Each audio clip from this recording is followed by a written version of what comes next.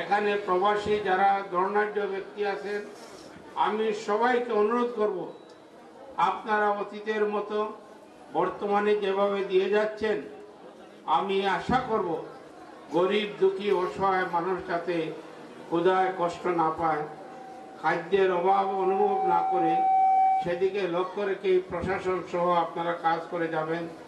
তাই আজকের এই আয়োজনের জন্য আপনাদেরকে ধন্যবাদ জানাচ্ছি। শেরপুর ওয়েলফেয়ার ট্রাস্টকে আমি পরিষদের সদস্য করলেন, আমাকে ডেকে বললেন যে এই প্রবাসী, তোমাকে প্রবাসী কল্যাণ মন্ত্রণালয় দিলাম।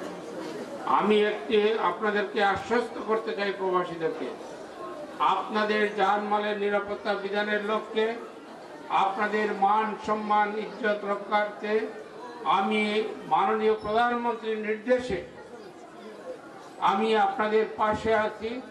আমি একজন প্রবাসী ছিলাম, এখন এই দেশে রাজনীতি করতেছি, পার্মানেন্ট সেটেল, কিন্তু আপনাদের সাথে আমার আত্মার সম্পর্ক।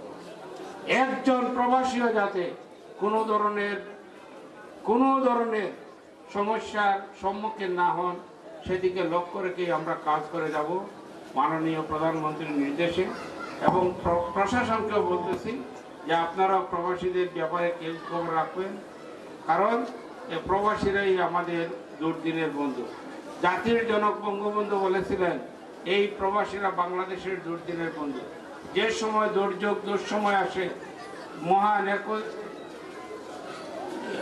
৭১ মুক্তিযুদ্ধের পূর্ব থেকেই এই প্রবাসীরা আমাদের বাংলাদেশের পাশে আছে।